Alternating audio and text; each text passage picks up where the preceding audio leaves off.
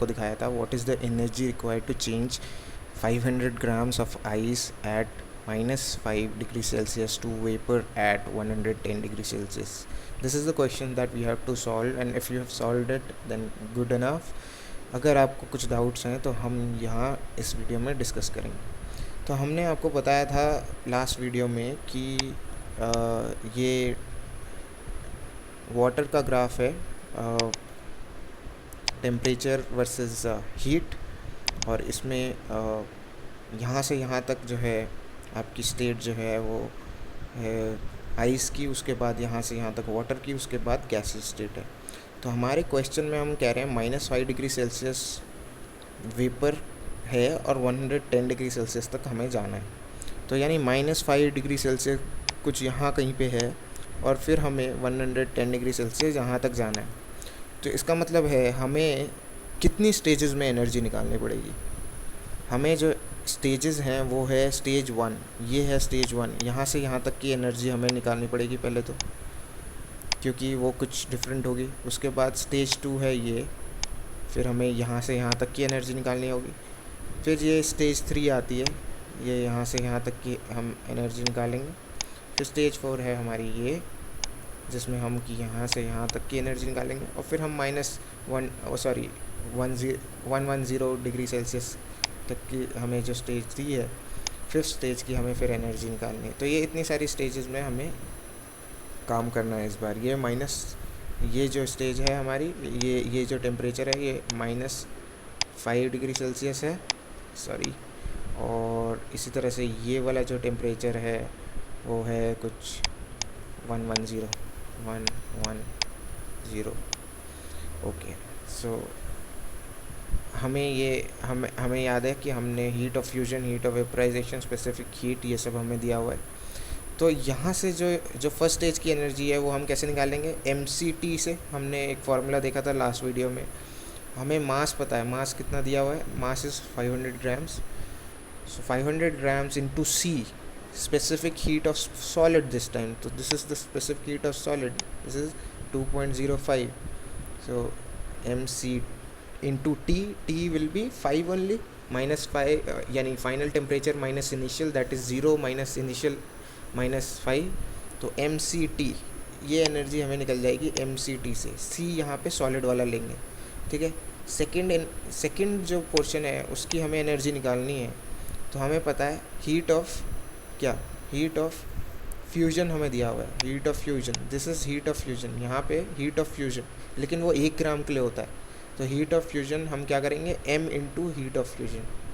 मास कितना है 500 grams और हीट ऑफ फ्यूजन कितनी है 333.5। तो सेकेंड स्टेज की हमारी एनर्जी आ जाएगी। फिर हमें थर्ड स्टेज की एनर्जी निकालनी है। तो कैसे निकाल लेंगे गाइस, फिर से mct वाला फार्मूला लगेगा। यहाँ पे m 500 आपका दिया हुआ है, c जो है आपका लिक्विड का लगेगा इस बार, क्योंकि ये लिक्विड स्टेज में है। तो mc लिक्विड, और डेल्टा t कितना होगा इस बार 100, क्योंकि 0 से 100 तक हम जा रहे हैं इस स्टेज में। तो 100 - 0, सो mc delta t is 100। c हमें लिक्विड का लेना है और m हमें पता है 500।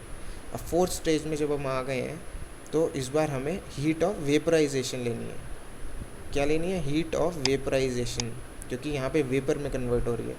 और ये तो पर ग्राम के लिए हमने देखा है, ये तो पर ग्राम के लिए होती है, लेकिन हमें चाहिए 500 grams के लिए। तो हम 500 से मल्टीप्लाई कर देंगे इसे। तो इससे हमारी यहाँ की भी एनर्जी आ जाएगी, यहाँ पे कितनी एनर्जी चाहिए वो भी आ जाएगी। अब हमें 5th स्टेज में आ गए हम।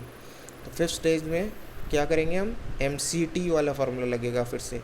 तो t तो हमें पता है 110 तक गया है 100 से, तो दैट इज़ 10। और c हमें पता है इस बार हमें वेपर का लेना है।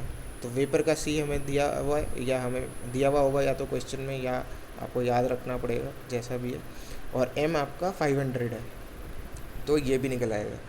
तो बेसिकली जहाँ जहाँ स्लांट है वहाँ आपका mct वाला फार्मूला लगना है, और जहाँ जहाँ आपका स्लांट नहीं है, यानी ये जो स्ट्रेट लाइन हॉरिजॉन्टल जो लाइन है, वहाँ पे आपका m into heat of fusion या हीट ऑफ वेपराइजेशन वो वाला फार्मूला लगना है। ये 5 स्टेज में आपका सॉल्व होगा क्वेश्चन। तो यहाँ पे मैंने लिख दिया है वो फॉर्म क्या करना होगा, MCS delta T, CS is nothing but specific heat of solid. तो पहली स्टेज का जो है, पहली स्टेज के लिए एनर्जी ये होगी, सेकंड स्टेज के लिए एनर्जी ये होगी, उसी तरह से थर्ड स्टेज के लिए ये एनर्जी होगी, फोर्थ स्टेज की एनर्जी ये होगी, और फिफ्थ स्टेज की हमारी एनर्जी ये होगी। मैं होप करता हूँ आपको ये समझ में आया होगा। अगर आपको फिर भी कुछ डाउट्स हैं तो आप कमेंट्स में लिख सकते हैं, और या फिर हमें मेल भी कर सकते हैं।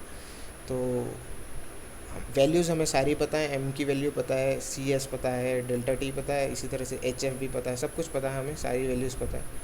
और ये जो टोटल एनर्जी होगी, इन सारी एनर्जीज़ को हम ऐड कर देंगे, कैलकुलेशन आप कर सकते हैं। सो अब हम नेक्स्ट न्यूमेरिकल पे आते हैं। Next numerical is amount of ice required to change the temperature of 50 degree Celsius water 200 grams to 0 degree Celsius water. ये थोड़ा सा और लेवल बढ़ गया इस बार क्वेश्चन का। ये क्वेश्चन हम नेक्स्ट वीडियो में डिस्कस करेंगे। आप कोशिश करिए इसको खुद से सॉल्व करने की। Till then, thanks a lot guys for watching this video.